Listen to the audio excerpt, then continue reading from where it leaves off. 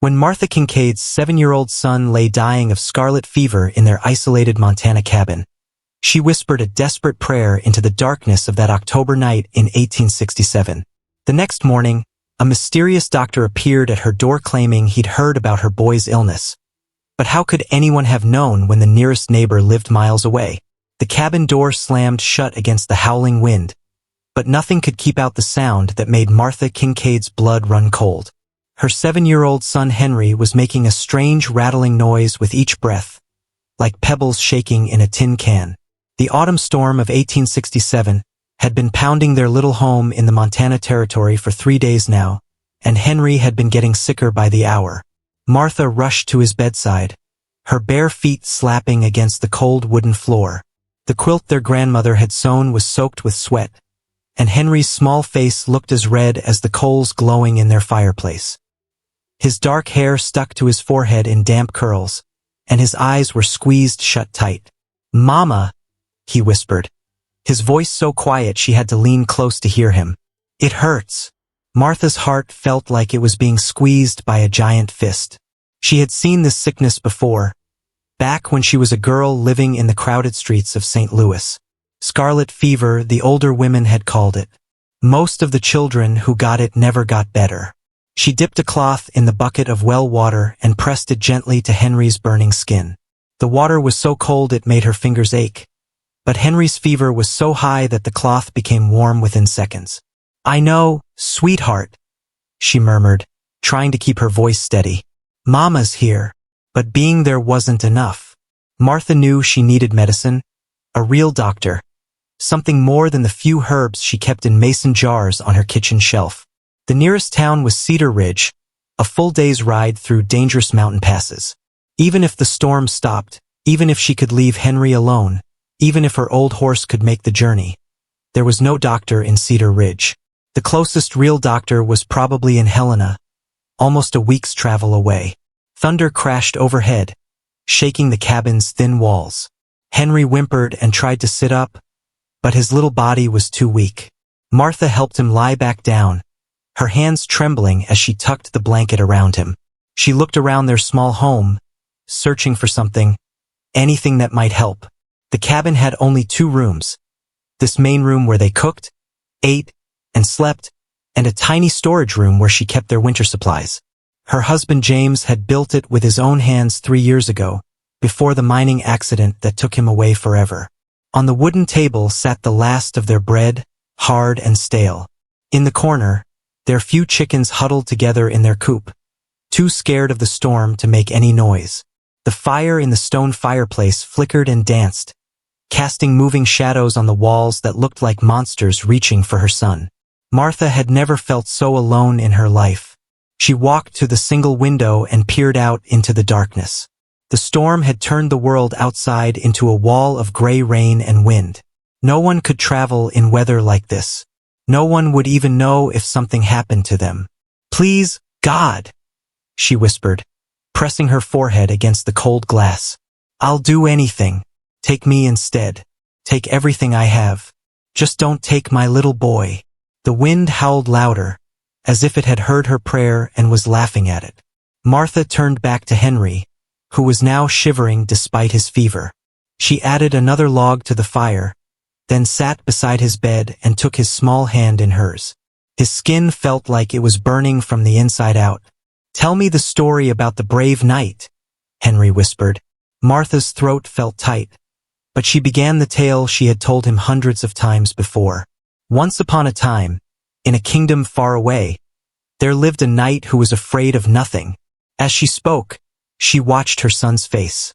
His breathing was getting worse, and sometimes he would stop breathing for a few seconds before starting again.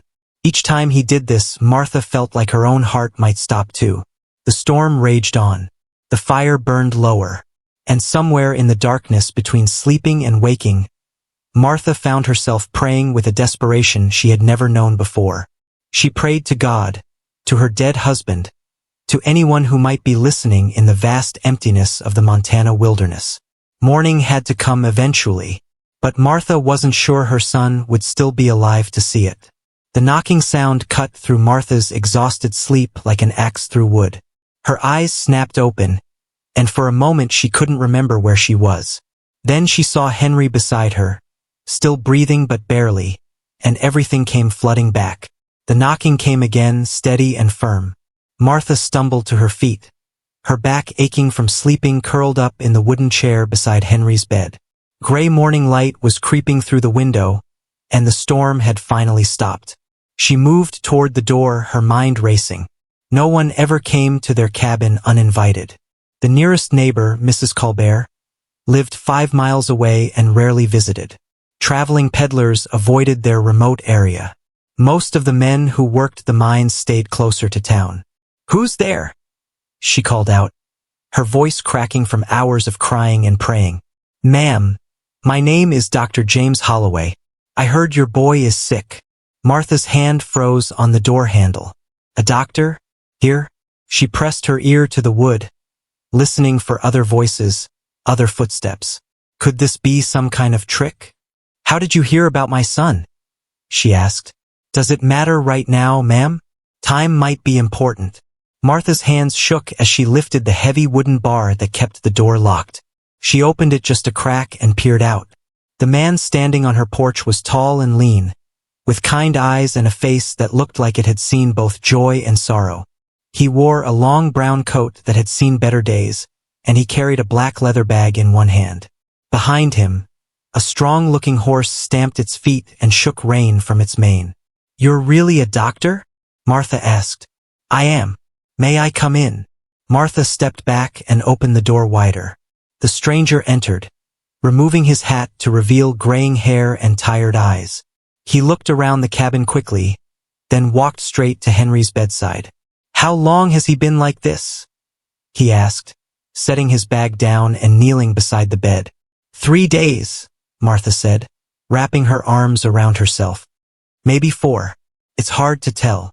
The doctor placed his hand on Henry's forehead, then gently opened the boy's mouth and looked inside. He listened to Henry's chest with a strange metal instrument, moving it to different spots and frowning with concentration.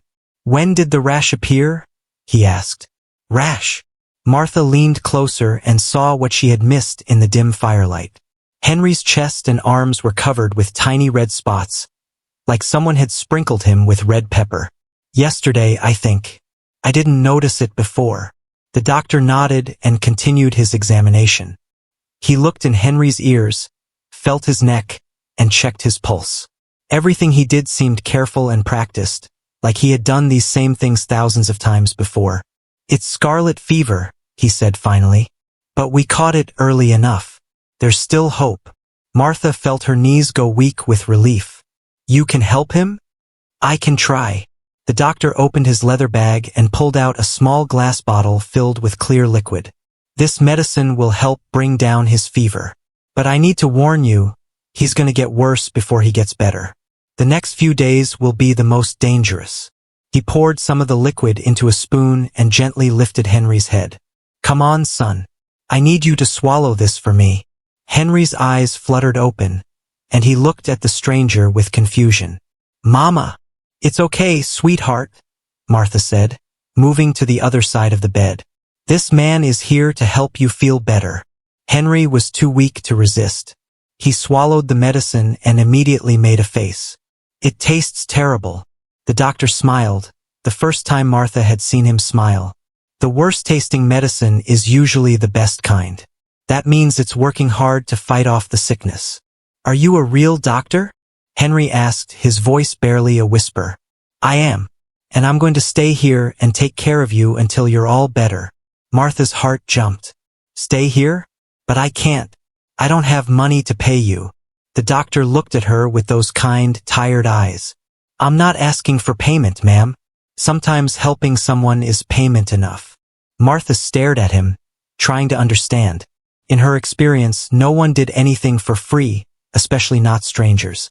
There had to be a catch, a hidden reason why this man had appeared at her door like an answer to her desperate prayers. "What's your name?" she asked. "Dr. James Holloway." "Where did you come from?"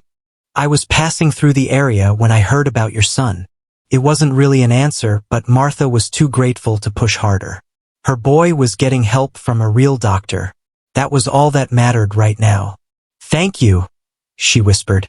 Dr. Holloway was already preparing another dose of medicine. Don't thank me yet, Mrs. Kincaid. Martha Kincaid. Don't thank me yet, Mrs. Kincaid. We have a long fight ahead of us. But as Martha watched this mysterious stranger tend to her son with gentle, skilled hands, she felt something she hadn't felt in days. Hope. Something was wrong with Dr. Holloway's hands. They wouldn't stop shaking as he tried to give Henry his second dose of medicine. Martha noticed it right away, the way he gripped the small spoon extra tight and how he had to steady his wrist with his other hand. Are you all right, doctor? She asked, watching him carefully measure the clear liquid. Just tired, he replied. But his voice sounded different than before, quieter, almost scared. It had been 6 hours since he'd arrived, and Henry's fever was finally starting to drop. The little boy was sleeping peacefully now, his breathing much easier than it had been all week. Martha should have felt relieved, but something about the doctor's behavior was making her nervous. She busied herself making coffee and biscuits, stealing glances at the stranger who had saved her son's life. He sat beside Henry's bed, staring at the boy with an expression she couldn't quite understand. It looked like he was seeing something else, someone else instead of Henry. You must be hungry, Martha said, setting a plate of warm biscuits and a cup of coffee beside him. You've been working without rest. Dr. Holloway looked up at her as if he'd forgotten she was there. Thank you. That's very kind. He took a sip of coffee but didn't touch the food. Instead, he reached into his coat pocket and pulled out something small, a piece of paper that looked like it had been folded and unfolded many times. Martha pretended to sweep the floor near his chair, trying to see what he was looking at. It was a photograph, she realized. The picture of a young boy with dark hair and serious eyes. Is that your son?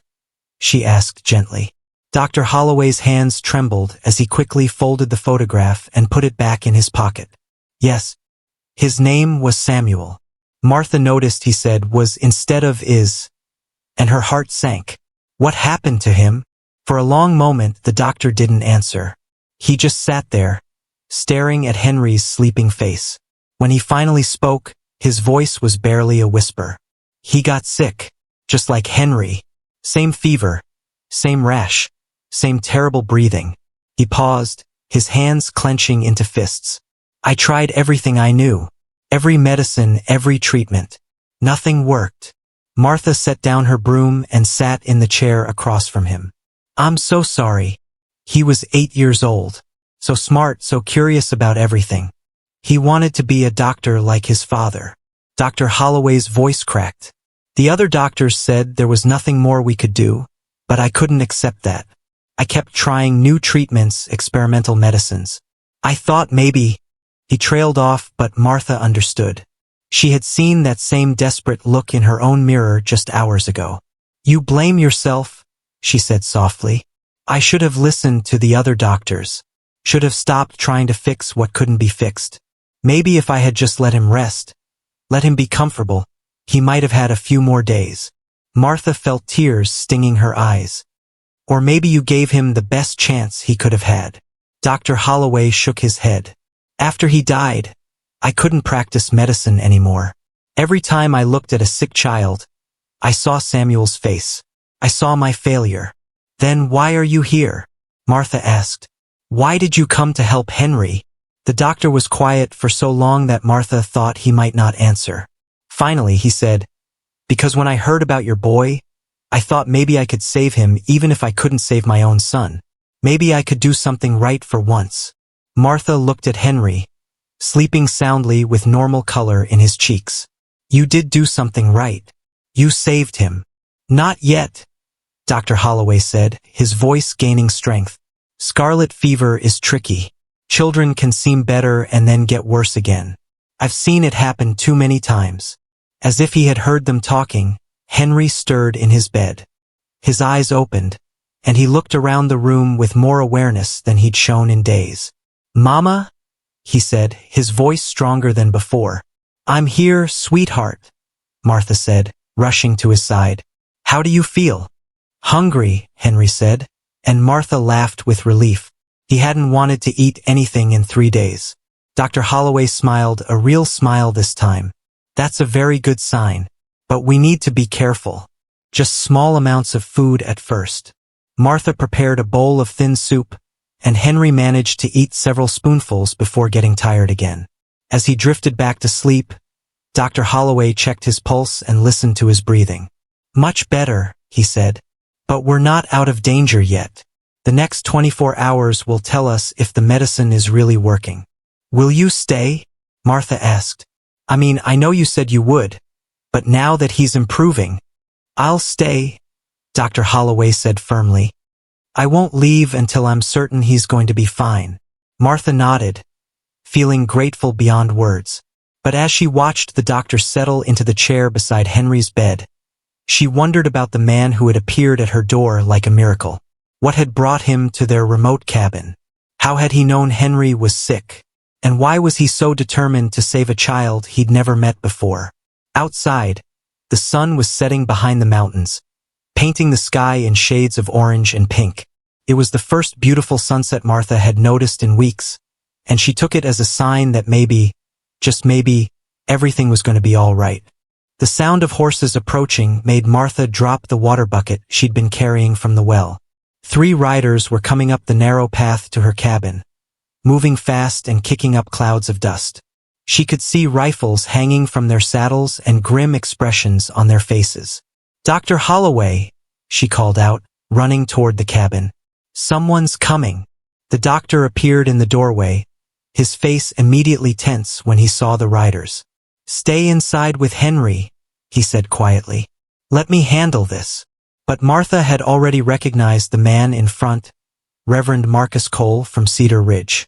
He was a tall, thin man with cold eyes and a voice that could make people feel guilty just for breathing.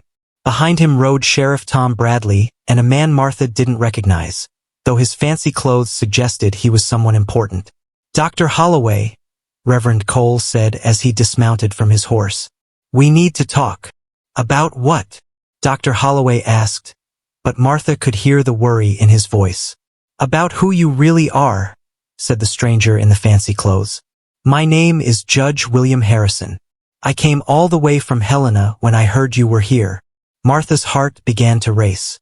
A judge? Why would a judge travel all this way just to talk to Dr. Holloway? Mrs. Kincaid, Sheriff Bradley said, tipping his hat to her. How's your boy doing? Much better, thank you, Martha replied, though she kept her eyes on the judge.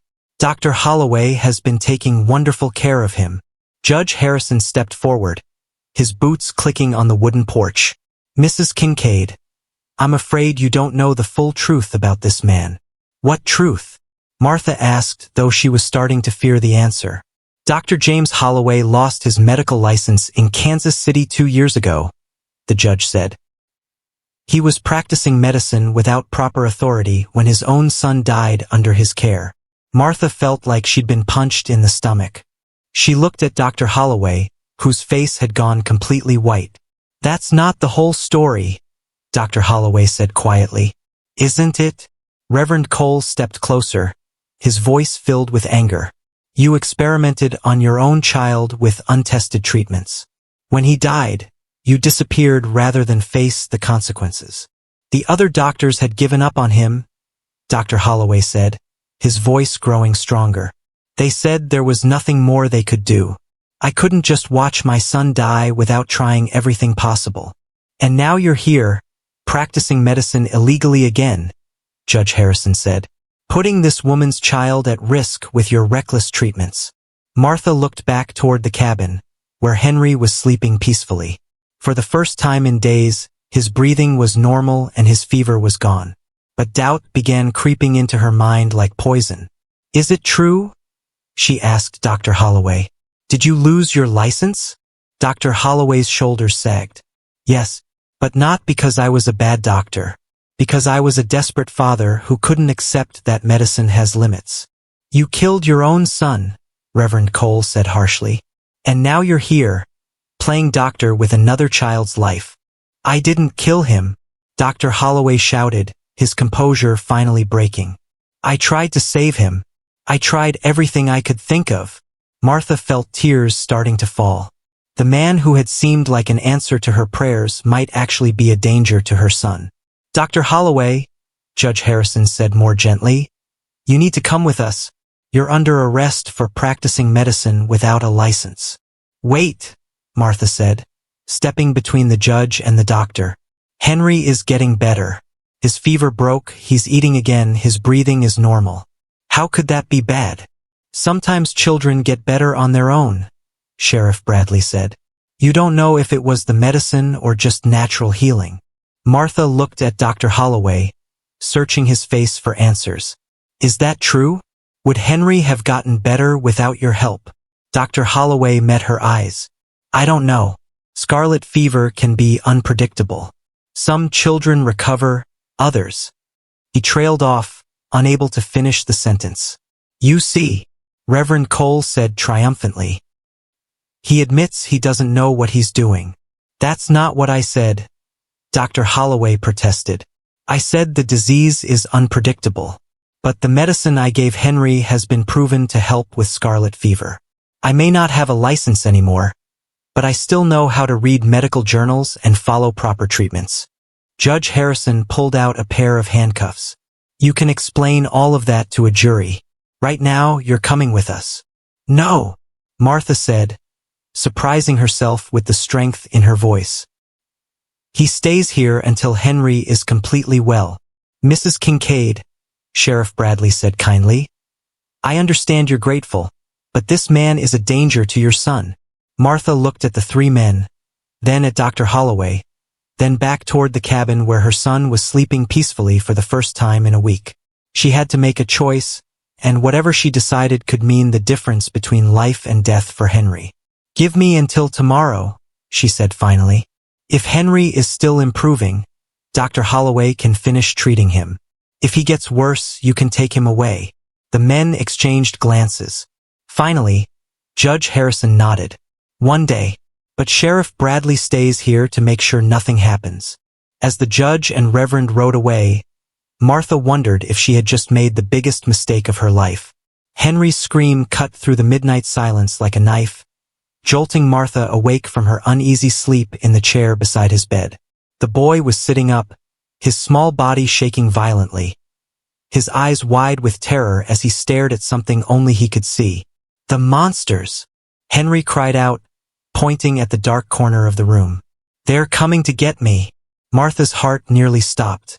This was exactly what Dr. Holloway had warned her about.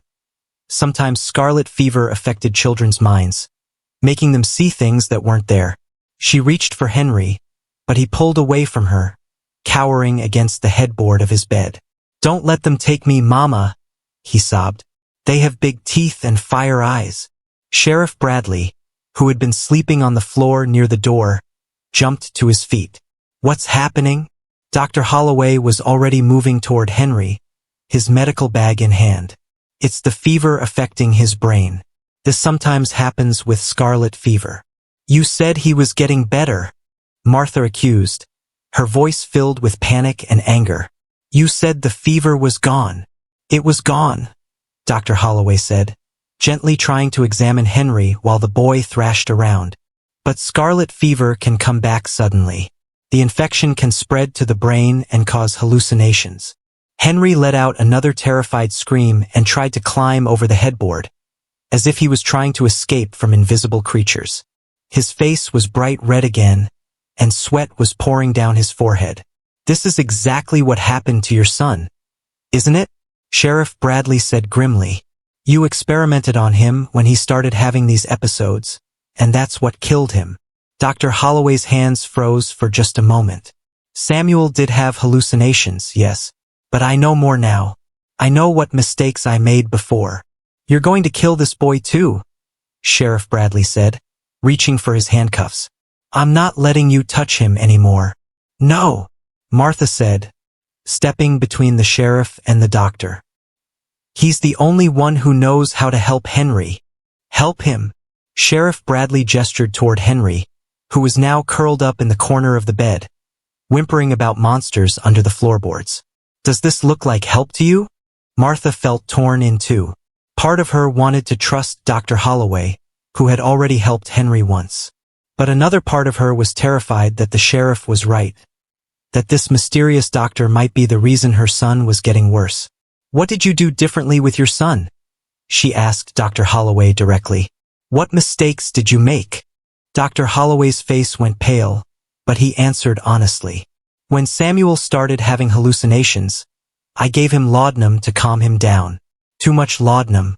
It stopped the hallucinations, but it also—" He couldn't finish the sentence. "It killed him," Sheriff Bradley said flatly. "The laudanum suppressed his breathing," Dr. Holloway admitted. "I thought I was helping him rest, but I gave him too much." Martha felt sick to her stomach. "And what are you planning to do with Henry?" "Nothing like that," Dr. Holloway said firmly. "I've learned that the hallucinations will pass on their own if we can just keep him safe and calm. No laudanum, no heavy medicines. Just time and careful watching." Henry suddenly pointed at Dr. Holloway and screamed, "The monster man! He's the biggest monster. Don't let him hurt me." Martha's heart broke as she watched her son, who had been so grateful to Dr. Holloway just hours ago, now seeing him as a threat. She knelt down beside Henry's bed and spoke in the gentlest voice she could manage. "There are no monsters, sweetheart. You're safe. Mama's here. But I can see them," Henry insisted, his eyes darting around the room. "They're everywhere. Big black monsters with sharp claws." Dr. Holloway reached into his bag and pulled out a small bottle. Sheriff Bradley immediately grabbed his wrist. "What is that?" the sheriff demanded. "Cool water with a tiny bit of willow bark," Dr. Holloway said. "It will help bring down his fever without affecting his breathing. Nothing dangerous." Sheriff Bradley examined the bottle suspiciously, then smelled it. Finally, he released Dr. Holloway's wrist. "Go ahead, but I'm watching every move you make." Dr. Holloway managed to get Henry to drink a few spoonfuls of the mixture, though the boy kept insisting that the doctor was trying to poison him. Gradually, Henry's fever began to drop again, and the hallucinations became less intense. "The monsters are getting smaller," Henry whispered to Martha. "But they're still there." "I know, baby," Martha said, stroking his hair. "But they can't hurt you. They're just pictures in your mind from being sick." As the hours passed, Martha found herself studying Dr. Holloway's every move. She watched how gently he checked Henry's pulse, how carefully he measured each dose of medicine, how patiently he waited for the boy's fever to respond to treatment. "Why did you really come here?" she asked him during a quiet moment when Henry was dozing. Dr. Holloway was silent for a long time. Then he said, "I heard about Henry from a traveling merchant who stopped in the last town where I was working. He mentioned a widow woman with a sick boy, living alone in the mountains. It reminded me so much of Samuel's situation that I couldn't stay away." "You came all this way for a child you'd never met?" "I came because I failed my own son, and I thought maybe I could succeed with yours." He looked at her with tired, honest eyes. "I know that sounds selfish."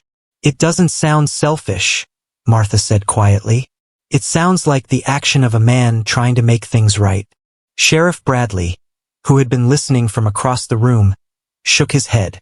"It sounds like the action of a man who's lost his mind with grief."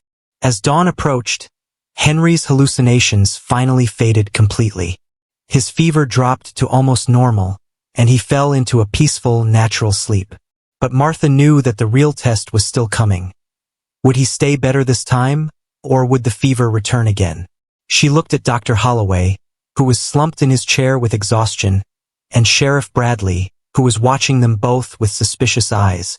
By tomorrow, she would have to decide whether to trust the man who had already saved her son once, or the lawman who was trying to protect them from a doctor who had lost everything. The smell of burning biscuits filled the cabin as Martha rushed to pull them from the oven, her hands shaking so badly she nearly dropped the pan. It was morning, and Henry had been fever-free for 6 hours straight, but she couldn't stop thinking about what had happened during the night. "Mama, why do you look so scared?" Henry asked from his bed, his voice clear and strong for the first time in a week. Martha forced a smile as she brought him a cup of cool water. "I'm not scared, sweetheart. I'm just tired." But she was scared. Terrified, actually. Dr. Holloway sat in the corner, his head in his hands, looking like a man who was carrying the weight of the world on his shoulders. Sheriff Bradley stood by the window, his hand resting on his gun, watching the doctor like a hawk watches a mouse. "I feel much better today," Henry said, struggling to sit up in bed. "Can I get up and play?" "Not yet," Dr. Holloway said gently, lifting his head to look at the boy. "You need to rest for a few more days." "But I'm not tired anymore," Henry protested. "And I'm hungry. Really, really hungry." Martha's heart leaped with hope. A sick child who wanted to eat was usually a child who was getting well. She prepared a bowl of oatmeal with honey, and Henry ate every single bite. "That's a very good sign," Dr. Holloway said, checking Henry's pulse and listening to his breathing. "His heart rate is normal, his lungs are clear, and his appetite is back." Sheriff Bradley moved closer to the bed. "How do we know he won't have another episode like last night?" "We don't," Dr. Holloway admitted. "Scarlet fever can be unpredictable. But the fact that he went through the worst part and came out the other side is encouraging." "The worst part?" Martha asked. "You mean the hallucinations?" In scarlet fever, the brain inflammation usually peaks around the 4th or 5th day of treatment. If a child is going to have serious complications, that's when they happen. Henry made it through that phase. Martha felt a tiny spark of hope, but she was afraid to let herself believe it. "So you think he's really getting better?" "I think he has an excellent chance of making a full recovery," Dr. Holloway said. "But I want to watch him for another day or two, just to be certain." Sheriff Bradley stepped forward. "That wasn't our agreement. Judge Harrison said one day." "The judge said one day to see if Henry was improving," Martha corrected. "He is improving. He's much better than he was yesterday. But he also had a dangerous episode last night," Sheriff Bradley pointed out. "That proves this man doesn't know what he's doing."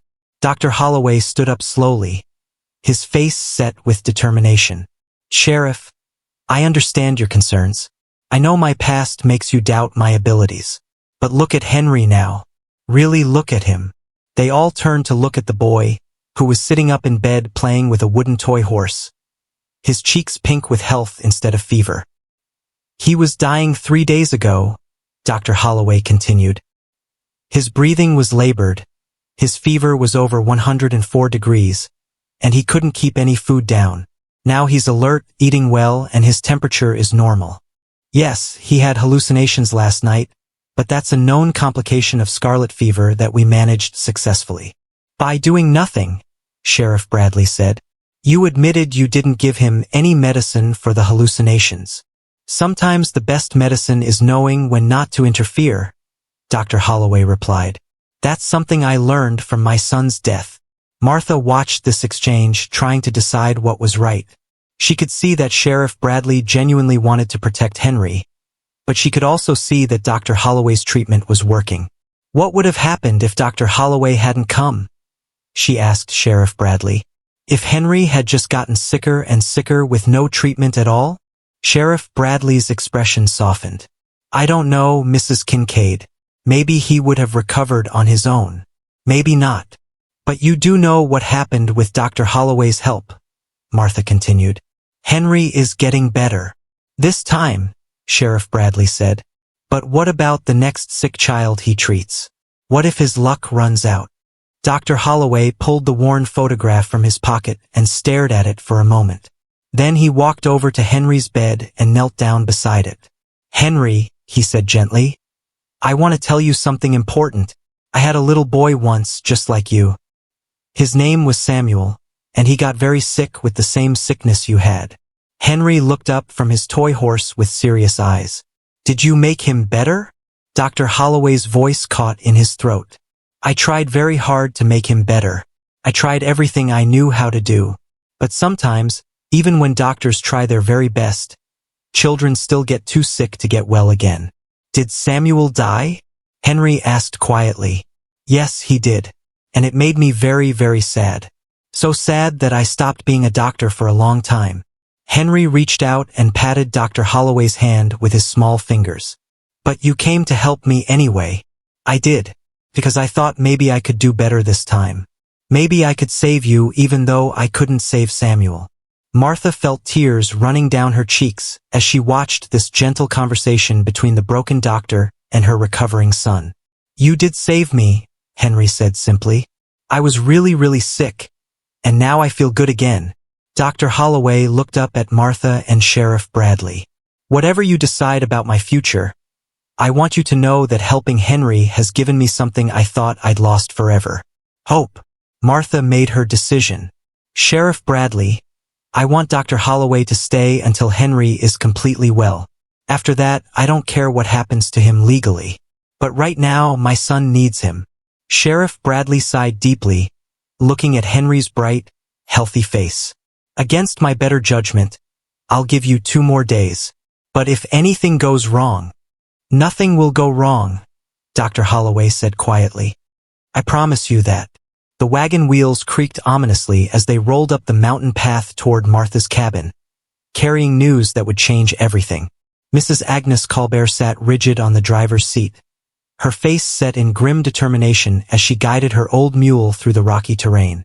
Beside her rode 3 other women from Cedar Ridge, all clutching their shawls tightly against the morning chill.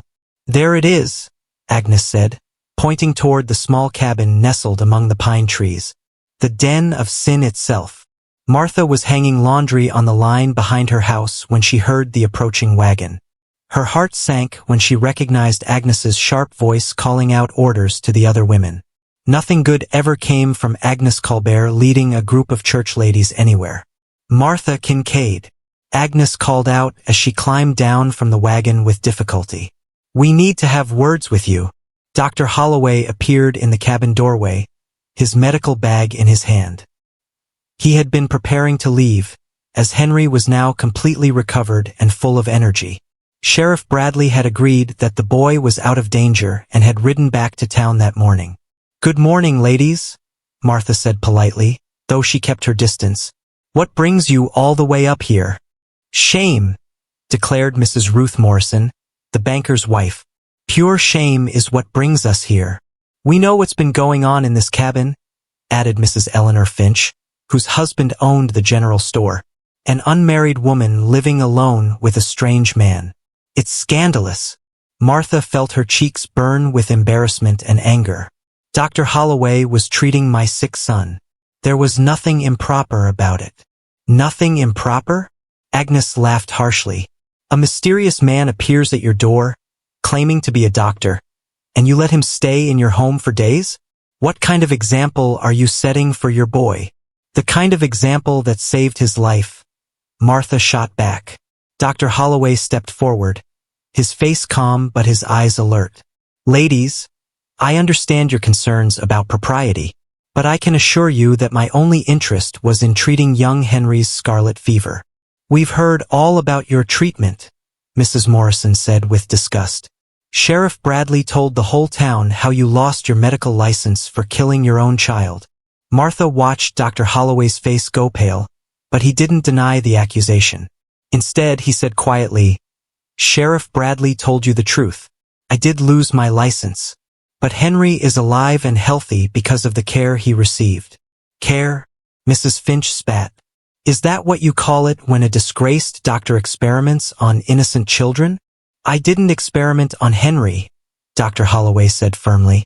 "I used standard treatments for scarlet fever, treatments that any licensed doctor would have used."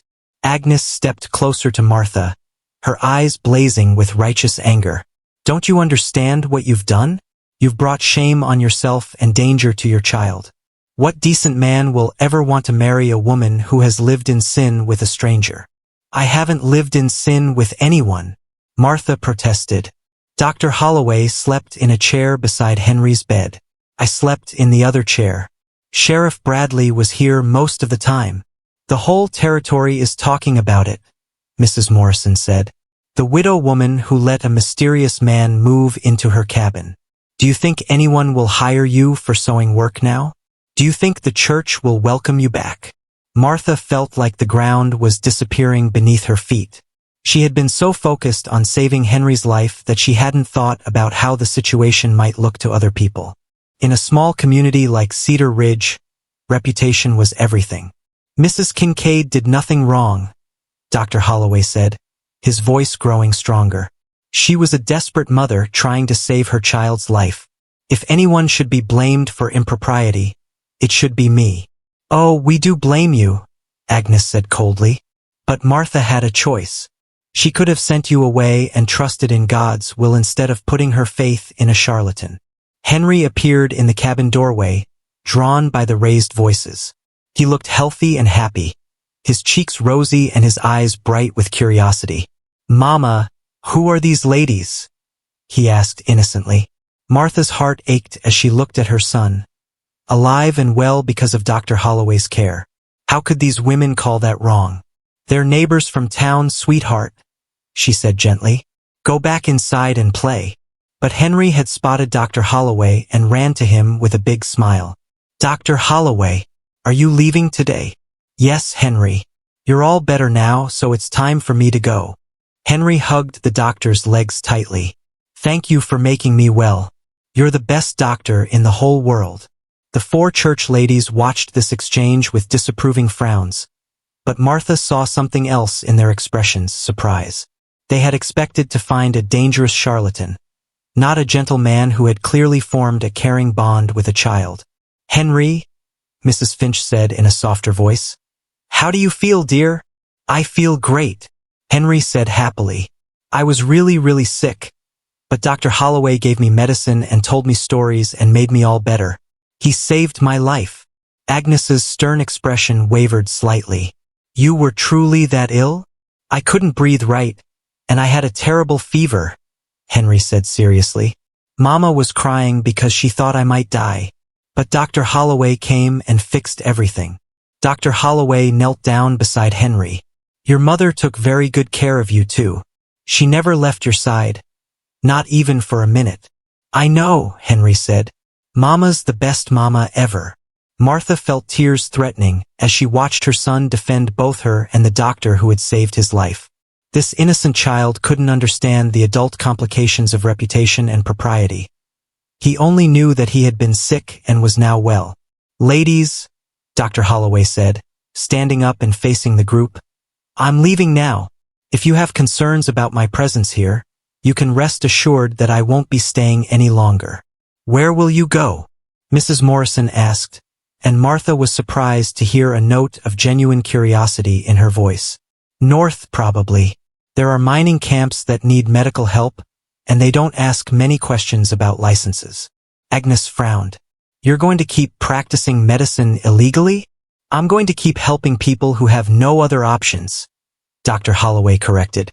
Just like Henry had no other options. The women fell silent, and Martha could see them struggling with the conflict between their moral outrage and the obvious evidence that Dr. Holloway had done something good. Finally, Agnes spoke. "Martha, you'll need to come to town next week and speak with Reverend Cole. The church will decide if you can continue to be part of our community." Martha's heart sank, but she lifted her chin with determination. "I'll come to town, but I won't apologize for saving my son's life." As the women climbed back into their wagon and drove away, Martha realized that her troubles were far from over. But looking at Henry, healthy and laughing as he played with his toy horse, she knew she had made the right choice. The letter arrived on a Tuesday morning, delivered by a nervous-looking young man who wouldn't meet Martha's eyes as he handed her the official-looking envelope. The church board of Cedar Ridge had made their decision about her future, and Martha's hands trembled as she broke the wax seal. "What does it say, Mama?" Henry asked, looking up from where he was feeding their chickens in the yard. Martha scanned the formal words, her heart sinking with each line. "It says we're not welcome in church anymore, sweetheart, and that no one in town should do business with us." Henry's young face scrunched up in confusion. "Why? What did we do wrong?" Martha folded the letter carefully, trying to keep her voice steady. "Some people think Mama made bad choices when you were sick. But you saved my life," Henry said, dropping the handful of corn he'd been scattering for the chickens. "How is that bad?" Before Martha could answer, she heard the sound of a horse approaching. Dr. Holloway had left 3 days ago, heading north toward the mining camps, but something in her heart hoped it might be him returning. Instead, She saw Sheriff Bradley riding up the path, his expression unreadable. "Morning, Mrs. Kincaid," he said, dismounting from his horse. "I heard about the church board's decision." "News travels fast," Martha said bitterly. "In a small town, it always does." Sheriff Bradley removed his hat and ran his fingers through his graying hair. "I wanted you to know that not everyone agrees with what they decided." Martha felt a spark of hope. "Really? My wife thinks the church ladies are being ridiculous. She says any mother would have done the same thing you did." He paused, looking uncomfortable. "And I've been thinking about Dr. Holloway. Maybe I was too quick to judge him." "What changed your mind?" Sheriff Bradley watched Henry chasing chickens around the yard, the boys' laughter echoing off the mountains. "The fact that your son is alive and healthy. I've seen scarlet fever before, Mrs. Kincaid. Most children who get as sick as Henry well, they don't recover." Martha felt tears stinging her eyes. "So you believe Dr. Holloway really helped him?" "I think that man saved your boy's life, license or no license." Sheriff Bradley put his hat back on. "And I think the people of Cedar Ridge are making a mistake by shunning you for it." "But they're still doing it," Martha pointed out. "The letter says no one should sell me supplies or buy my sewing work. How am I supposed to support Henry?" Sheriff Bradley was quiet for a moment, then said, "There might be another option. I got word that Dr. Holloway has been asking around the mining camps about you and Henry. Seems he's worried about how you're managing." Martha's heart jumped. "He's been asking about us?" "Apparently he's found steady work at a camp called Silver Creek, about 50 miles north of here. The miners there don't care about his past. They just need someone who can patch up injuries and treat sickness." Sheriff Bradley met her eyes. "He sent word that if you ever need help, you'd be welcome there." "He wants us to come to the mining camp?" "I'm just passing along the message," Sheriff Bradley said. "But Mrs. Kincaid, you should know that life in a mining camp is hard. It's rough country and the men there, well, they're not always gentlemen." Martha looked around at her small cabin, the home James had built for their family. Leaving would mean giving up everything familiar, everything safe. But staying meant facing years of isolation and poverty, with no way to provide for Henry. "Mama," Henry said, running up to them with dirt on his knees and joy on his face. "Can we go see Dr. Holloway? I miss him." Martha's heart ached at the innocence in her son's voice. Henry didn't understand the complexities of adult choices. He only knew that Dr. Holloway had been kind to him and had made him well. "It's a big decision, sweetheart," she said gently. Sheriff Bradley mounted his horse, then looked down at Martha with something like admiration in his eyes. "You know, Mrs. Kincaid, I misjudged you along with everyone else. You're not a foolish woman who made bad choices. You're a mother who would do anything to save her child. There's nothing wrong with that." After Sheriff Bradley rode away, Martha sat on her porch steps and tried to think clearly about her situation. She could stay here and fight to rebuild her reputation, hoping that eventually the people of Cedar Ridge would forgive her. But that could take years, and Henry needed food and clothes and schooling. Or she could take Henry and travel north to Silver Creek, where Dr. Holloway was building a new life for himself. It would be an adventure, but also a risk. What if the mining camp was as dangerous as Sheriff Bradley had suggested? What if Dr. Holloway didn't really want them there, and had only made the offer out of guilt? "Mama, are you sad?" Henry asked, climbing onto her lap. "I'm just thinking about our future," Martha said, wrapping her arms around her son. "Will our future have Dr. Holloway in it?" Henry asked hopefully. Martha looked at her son's trusting face and realized that the answer to that question might be the key to their happiness. Dr. Holloway had risked everything to save Henry's life. Maybe it was time for her to take a risk too.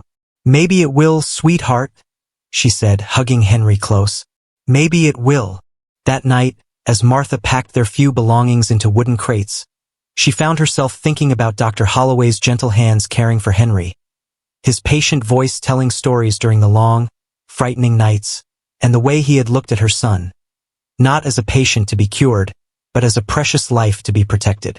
Tomorrow, she would load their belongings into their wagon and head north toward Silver Creek.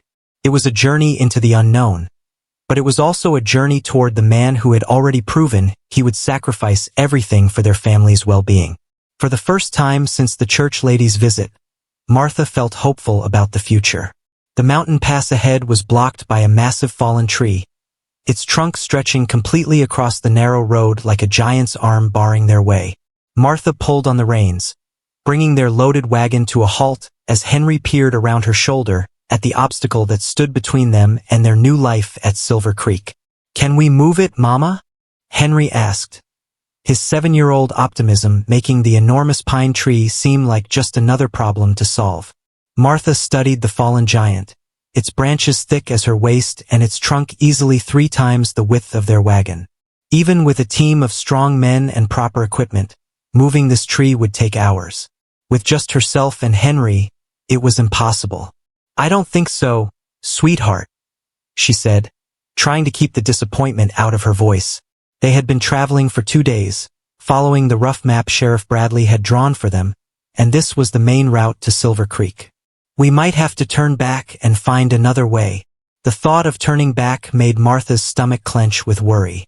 They had already used most of their food supplies, and their old horse was exhausted from pulling the heavy wagon up the steep mountain paths.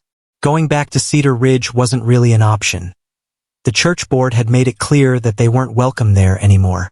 "Look, Mama," Henry pointed excitedly toward the forest. "There's smoke coming from over there. Maybe someone can help us." Martha looked where Henry was pointing and saw a thin column of gray smoke rising from beyond a cluster of pine trees. Someone had a campfire, which meant people. But in this remote area, people could be friendly travelers, dangerous outlaws, or anything in between. "Stay close to me," Martha said, climbing down from the wagon seat. "We'll go see who it is, but we need to be careful." They walked toward the smoke, Henry holding tightly to Martha's hand as they picked their way through the underbrush. The forest was quiet except for the sound of their footsteps on fallen leaves and the distant murmur of voices. "Hello," Martha called out when they got closer. "Is anyone there?" "Who's asking?" came a gruff voice from beyond the trees. Martha hesitated, then decided honesty was her best choice. "My name is Martha Kincaid.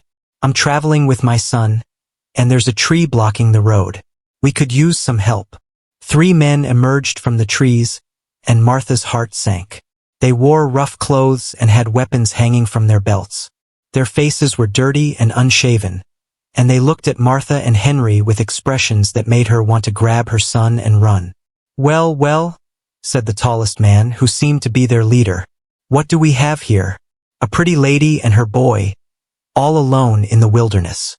"We're not alone," Martha said quickly, backing away. "My husband is back with the wagon." The men exchanged glances and laughed. "Is he now? Then why isn't he here helping you move that tree?" Martha realized her lie had been obvious and foolish. These men could easily walk back to the road and see that she and Henry were traveling alone. "What do you want?" she asked, pulling Henry behind her. "Now that's not very friendly," said the second man, a stocky fellow with mean eyes. "We're just trying to be neighborly. Maybe we can help each other out." "How?" Martha asked, though she was afraid of the answer. "We can move that tree for you," the leader said with a cold smile. "But helping strangers is hard work. We'd need to be paid for our trouble." Martha's heart raced. She had very little money, just enough to buy supplies when they reached Silver Creek. "I don't have much to give you." "Oh, I think you do," the third man said, looking at their wagon with greedy eyes. "That's a nice wagon you got there. Good horse too. And those trunks probably have all sorts of interesting things in them." Martha realized these weren't just unfriendly travelers. They were bandits who made their living robbing people on the mountain roads. The fallen tree might not even be an accident. They could have cut it down themselves to create this roadblock. "Please," she said, trying to keep her voice calm for Henry's sake. "We're just trying to get to Silver Creek. We don't want any trouble." "Silver Creek." The leader's eyebrows went up with interest. "That's a rough place for a lady and her boy. Full of miners and gamblers and men who haven't seen a woman in months. You sure that's where you want to go?" "Yes," Martha said firmly. "We have friends there." The stocky man laughed harshly. Friends? What kind of friends would a respectable lady have in a mining camp? Before Martha could answer, they heard the sound of hoofbeats approaching fast. The three bandits immediately reached for their weapons, and Martha pulled Henry down behind a large rock. Stay down, she whispered to her son, who was trembling with fear. A rider burst through the trees, and Martha's heart nearly stopped with relief and joy. It was Dr. Holloway, mounted on a strong black horse and carrying a rifle across his saddle. Let them go, he said calmly, his weapon trained on the three men. Well, look what we got here, the leader said with a nasty grin. Another friend come to help. 3 against 1 aren't very good odds, stranger. You're right, Dr. Holloway agreed. But I'm not alone either. As if on cue, 6 more riders emerged from the forest, all carrying weapons and wearing the rough clothes of miners. They surrounded the 3 bandits, who suddenly looked a lot less confident. Now the odds are 7 against 3, Dr. Holloway said. I think that changes things. The leader of the bandits raised his hands slowly. We weren't going to hurt them, just asking for a little payment to move that tree. The tree you cut down to rob travelers? One of the miners asked. We've been tracking you for weeks. Martha stood up from behind the rock, her legs shaking with relief. Dr. Holloway? How did you find us? Dr. Holloway dismounted and walked over to her and Henry. Sheriff Bradley sent word that you were coming. I've been riding this road for 2 days, looking for you. Henry ran to Dr. Holloway and hugged him tightly. I knew you'd come. I told Mama you would. Are you both all right?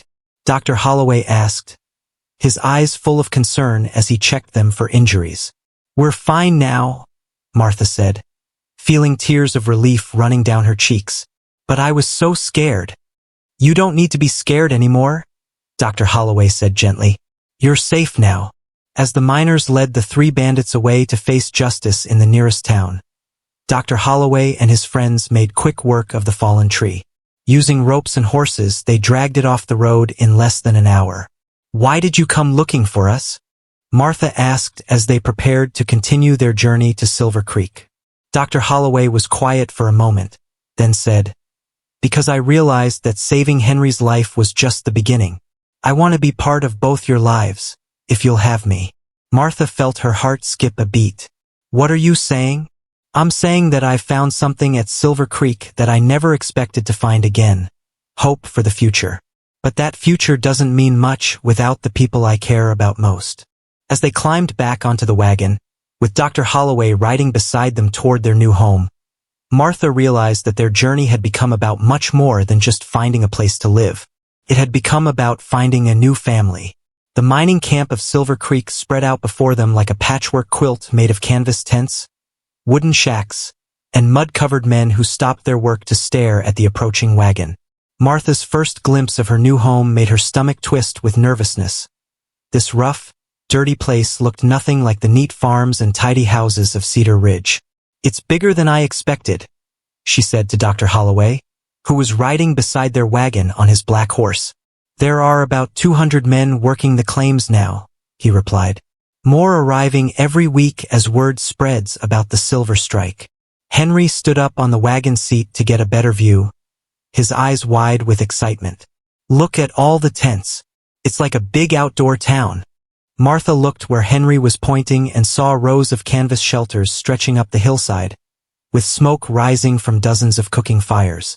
Men in dirty work clothes moved between the tents, some carrying pickaxes and shovels, others hauling buckets of water or bags of supplies.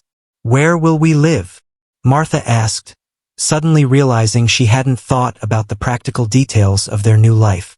I've been building a cabin, Dr. Holloway said, pointing toward a partly finished structure near the edge of the camp.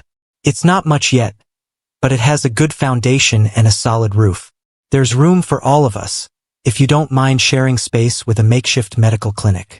Martha studied the half-built cabin, noting the careful way the logs had been fitted together and the neat stack of lumber waiting to be used. You built all that yourself? The miners helped. When word got around that I was expecting guests, everyone wanted to lend a hand. Dr. Holloway's cheeks reddened slightly. I might have mentioned that you're the woman who saved my life by trusting me with her son." As they drove deeper into the camp, Martha began to notice things that surprised her. Yes, the men were rough and dirty from their work, but they tipped their hats politely when they saw her. The camp was messy, but it wasn't chaotic. There were clear paths between the tents, designated areas for cooking and washing, and even what looked like a small school tent where a young man was teaching a group of children to read. "There are families here," Martha said with relief. "About 30 wives and 50 children," Dr. Holloway confirmed. "Mining camps aren't just for bachelor miners anymore. Families are starting to see them as opportunities to build new lives." A woman emerged from one of the larger tents and waved at them. She had graying hair and a warm smile, and she was wearing a clean apron over her practical work dress. "That's Mrs. Sarah Bennett," Dr. Holloway said. "She runs the camp kitchen and keeps everyone in line. She's been looking forward to meeting you." Mrs. Bennett walked over to their wagon, her face beaming with welcome. "You must be Martha. Dr. Holloway has told us so much about you and your brave little boy." "Brave?" Henry asked, sitting up straighter. "Any boy who fights off scarlet fever and lives to tell about it is definitely brave," Mrs. Bennett said with a wink. "We're so glad you're here. This camp needs more good families." As Dr. Holloway helped Martha and Henry down from the wagon, a crowd of miners began gathering around them. Martha tensed, remembering the bandits in the forest, but these men kept a respectful distance and simply nodded their greetings. "Ma'am," said a tall man with a bushy beard, "I'm Tom Mitchell, the camp foreman. Dr. Holloway here has been a blessing to all of us. Any friend of his is welcome in Silver Creek." "Thank you," Martha said, feeling some of her nervousness fade. "I hope we can be useful members of your community." "Oh, you will be," Mrs. Bennett said firmly. "We need someone who can do sewing and mending. These men are terrible hard on their clothes." Another woman approached, younger than Mrs. Bennett, with a baby on her hip and a toddler clinging to her skirts. "I'm Mary Catherine Walsh," she said shyly. "My husband works the Murphy claim. We heard you might be willing to teach the children proper lessons. Our schoolmaster is nice enough, but he's better with mining than with reading." Martha felt a warm glow of hope spreading through her chest. "I'd love to help with the children's education." Dr. Holloway was unloading their belongings from the wagon, but Martha could see him listening to every word of these conversations. When he caught her eye, he smiled. Not the sad, guilty smile she had seen so often at her cabin, but a genuine expression of happiness. "Come on," Mrs. Bennett said, taking Martha's arm. "Let me show you around the camp while Dr. Holloway gets your things settled in the cabin." As they walked through Silver Creek, Martha began to see that this rough mining camp had something Cedar Ridge had lacked. A sense of community built on mutual support rather than judgment. Everyone here was starting over, building new lives far from wherever they had come from. No one cared about her past or the gossip that had driven her away from her old home. "The miners work hard, but they're good men," Mrs. Bennett explained as they passed a group of workers sharing their lunch. "Most of them send money back to families in the East, and they're all hoping to strike it rich enough to bring their loved ones out here." "It seems like a hopeful place," Martha said.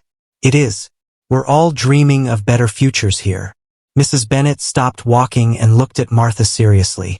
"Dr. Holloway is dreaming too, you know. For the first time since his son died, he's planning for tomorrow instead of just getting through today." "What do you mean?" "He's been talking about expanding the clinic, maybe even building a proper hospital someday. He wants to prove that good medicine can happen anywhere, not just in fancy city offices." Mrs. Bennett smiled.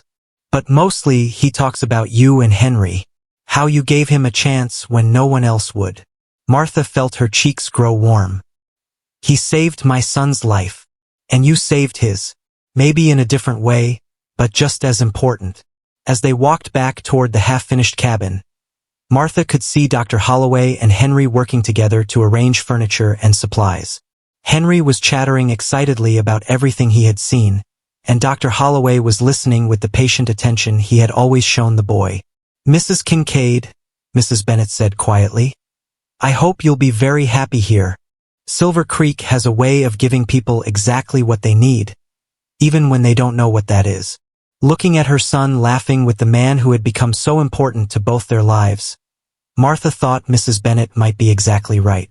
The explosion echoed through Silver Creek like thunder, sending rocks and dust flying through the air as miners came running from every direction toward the collapsed mine shaft. Martha dropped the shirt she had been mending and ran outside, her heart pounding as she saw the thick cloud of gray smoke rising from the mountainside. "What happened?" she called to Tom Mitchell, who was racing past with a group of men carrying shovels and ropes. "Cave-in at the Carson claim," he shouted back. 3 men trapped inside. Martha's blood ran cold as she realized what this meant. Dr. Holloway would be needed at the mine, but he had ridden to the neighboring camp that morning to treat a logger with a broken leg.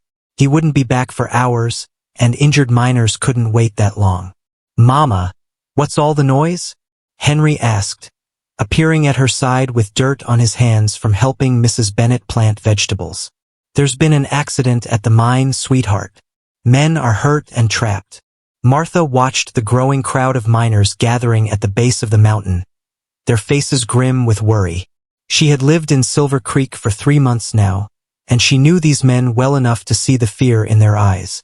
Mining accidents happened often, and without proper medical care, they usually ended in tragedy. "Mrs. Kincaid," called Mary Catherine Walsh, running toward them with her baby bouncing in her arms. "Where's Dr. Holloway? My husband Patrick is one of the men trapped down there." Martha's heart ached for the young woman's terror. "He's at Bear Creek Camp treating an injured logger. He won't be back until evening." Mary Catherine's face went white. "But Patrick could be dying right now. What are we going to do?" Before Martha could answer, she heard someone calling her name. Tom Mitchell was jogging toward them, his face desperate with urgency. "Mrs. Kincaid, we need your help," he said, breathing hard from running. "I know you're not a doctor, but you've watched Dr. Holloway work. You've seen how he treats injuries."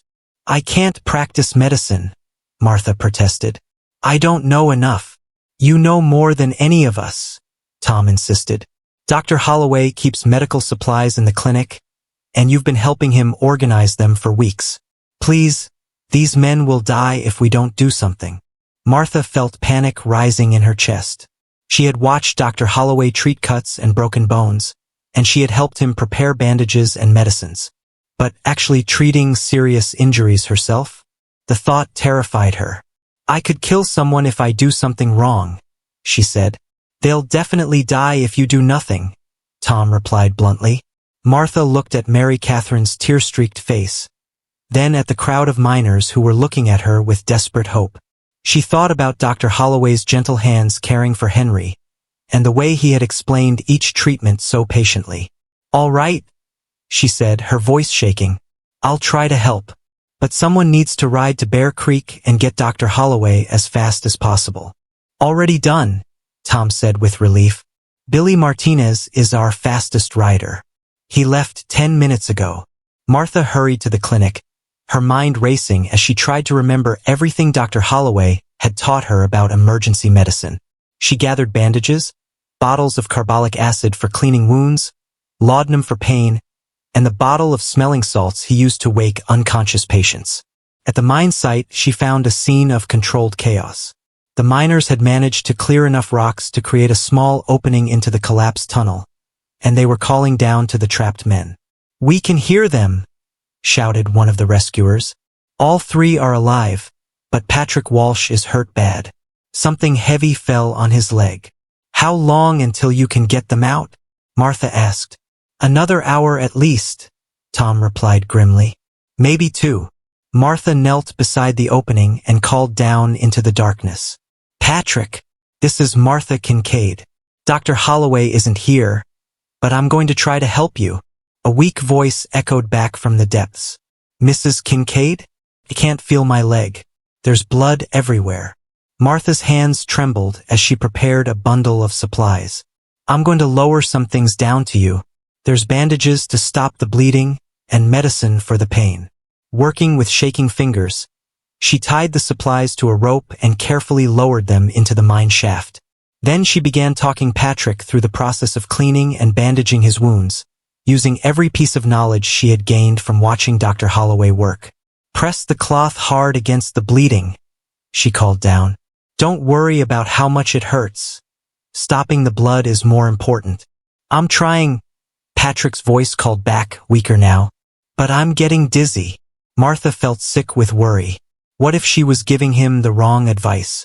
What if he died because she didn't know enough to save him? "Mrs. Kincaid," said a voice beside her. She turned to see Henry standing there with a cup of water and a determined expression on his young face. "Sweetheart, you shouldn't be here," she said. "It's dangerous." "I want to help," Henry said firmly. "Dr. Holloway always says that helping people is the most important thing anyone can do." Martha looked at her brave little boy and felt a surge of strength. Henry was right, helping was what mattered, even if you weren't perfect at it. For the next hour, Martha continued talking the trapped miners through basic first aid, while the rescue crew worked frantically to widen the opening. She had them check each other for broken bones, clean cuts with the carbolic acid, and drink small sips of water to stay conscious. "You're doing great down there," she called encouragingly, though her own nerves were stretched to the breaking point. Finally, just as the sun was beginning to set, she heard the sound of galloping horses. Dr. Holloway arrived with Billy Martinez, leaping from his horse before it had even stopped moving. "How are they?" he asked Martha immediately. "All three conscious, but Patrick has a badly injured leg. I think it might be broken." Dr. Holloway squeezed her shoulder. "You did exactly the right things. I'm proud of you." Within minutes, he had rappelled down into the mine shaft with proper medical equipment. 20 minutes later, the rescue crew had widened the opening enough to pull all three men to safety. Patrick Walsh was pale and weak from blood loss, but his leg was properly splinted and his wounds were clean. The other two miners had minor injuries that would heal quickly. "You saved my husband's life," Mary Catherine whispered to Martha, tears streaming down her face. "If you hadn't been here." Martha watched Dr. Holloway examining Patrick's leg with his usual careful skill, and she realized something important had happened today. She had faced her fears and discovered that she was capable of helping others, even in the most frightening circumstances. "No," she said to Mary Catherine. "We all saved him together." The wedding dress lay spread across Martha's bed like a cloud of white silk, more beautiful than anything she had ever imagined wearing. Mrs. Bennett and three other camp women buzzed around the small cabin, making final adjustments to the lace trim and pearl buttons they had spent weeks sewing by hand. "Stand still, dear," Mrs. Bennett said with pins between her teeth as she hemmed the skirt. "We want this to be perfect for the first wedding in Silver Creek." Martha tried not to fidget as the women worked, but her nerves were making it difficult to stay calm. In 2 hours, she would be married to Dr. James Holloway in front of the entire mining camp, a ceremony that would have been impossible to imagine just 6 months ago. "Mama, you look like a princess," Henry exclaimed from the doorway, his own freshly scrubbed face beaming with excitement. He wore his best clothes, a white shirt and dark pants that Dr. Holloway had bought for him during their last trip to the supply depot. "Thank you, sweetheart," Martha said, smiling at her son's enthusiasm. "Are you ready to gain a new father today?" "I've been ready for months," Henry said seriously. "Dr. Holloway already feels like my papa. Now it will just be official." Mary Catherine Walsh entered the cabin carrying a bouquet of wildflowers she had picked from the mountainside. "These are from all the children in camp," she said, handing the colorful bundle to Martha. "They wanted to contribute something special to your wedding." Martha felt tears threatening as she looked at the simple but beautiful flowers. In Cedar Ridge, her wedding would have been held in the church with store-bought roses and fancy decorations. Here in Silver Creek, every detail was created by friends who cared about her happiness. "Where is Dr. Holloway?" asked young Susan Miller, the newest bride in camp. "I haven't seen him all morning." "He's helping Tom Mitchell set up the ceremony area," Mrs. Bennett explained. "And I suspect he's as nervous as Martha is." Martha looked out the window toward the center of camp, where the men had constructed a simple wooden platform decorated with pine boughs and more wildflowers. Rows of benches made from split logs faced the platform, and someone had strung colorful bunting between the trees. "I can't believe this is really happening," Martha said softly. "Having second thoughts?" Mrs. Bennet asked gently. "No," Martha said quickly. "I've never been more certain of anything in my life.